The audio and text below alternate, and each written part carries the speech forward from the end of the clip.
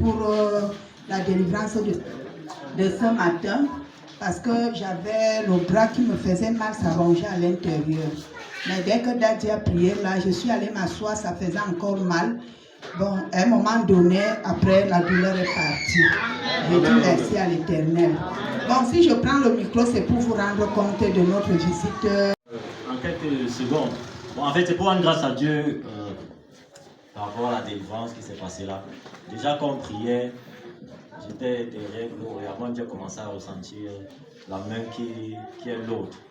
Ça s'est passé comme la dernière fois. J'étais ici devant, derrière la maman, je recommence à ressentir ça devient plus fort. Et puis, je voulais laisser passer. Je voulais attendre à dire après et tout. Mais j'ai dit ici, là, il faut qu'il me fasse encore violence, comme la dernière fois. Je ne savais pas exactement ce qui s'est passé, mais lorsque Daddy prie, tu demandes d'orgueil. Et nous savons de quoi il s'agit. Je vais simplement dire merci à Daddy, merci pour la patience, merci à ceux qui me conseillent. Et je crois que il n'y a rien de plus mieux que de ressembler à Christ. Amen. Parce qu'il utilise l'homme de Dieu pour, n'est-ce pas, définir la relation, n'est-ce pas, directe qui est déjà établie. Amen, amen. Je rends grâce à Dieu pour ça. Amen. Deuxième chose, je rends grâce encore à Dieu parce que le programme dans lequel je me trouvais est un programme basé sur les hôtels, la destruction des hôtels et de mauvaises fondations de famille. Et ce matin, quand je me suis réveillé, j'avais une certaine odeur. Et j'avais tellement mal à la tête qu'à un moment donné, j'avais les nerfs tendus. Pour que je vienne même, ça n'a pas été facile. Mais j'ai bravé toutes les épreuves pour arriver. Et quand j'arrive au moment de l'adoration, j'ai passé le temps à adorer dehors.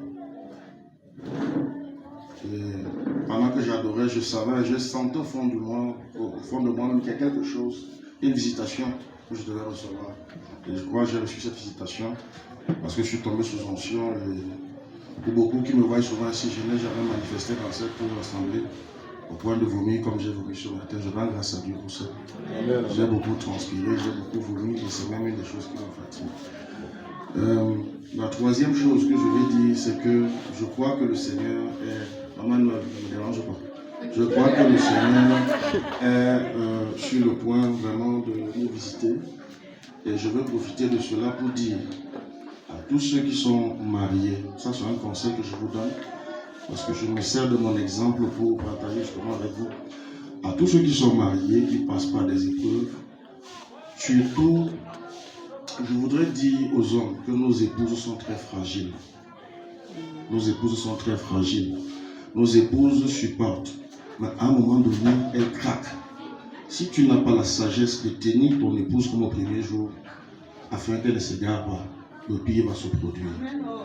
L'homme de Dieu venait de parler tout à l'heure de l'état d'esprit de mon épouse qui changeait.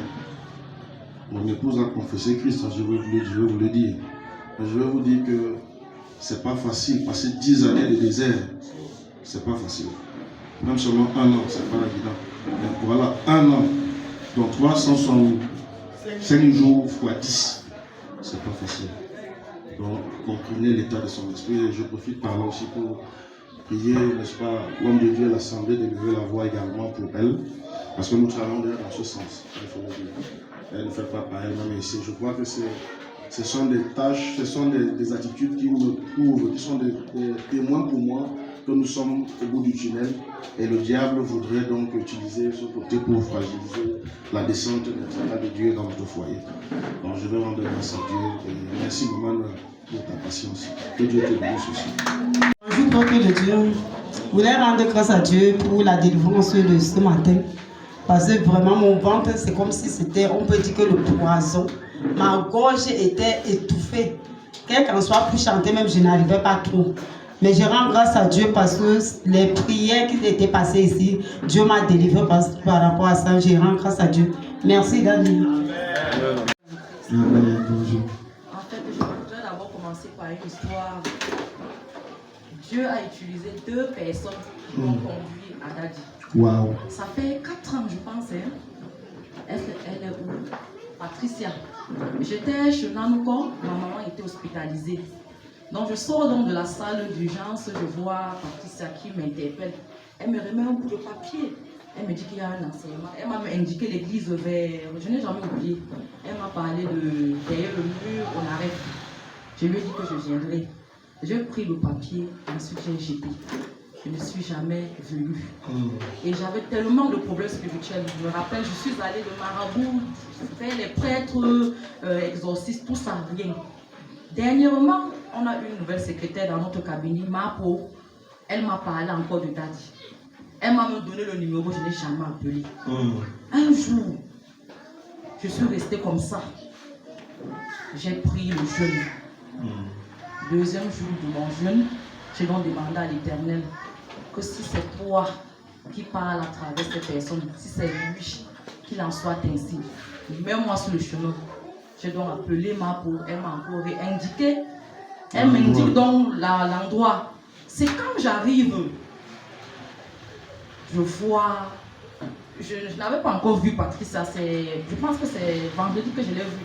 Le Daddy m'a reçu et tout. Il m'a dit de revenir vendredi. Je reviens, je vois Patricia, j'ai dit, et qui?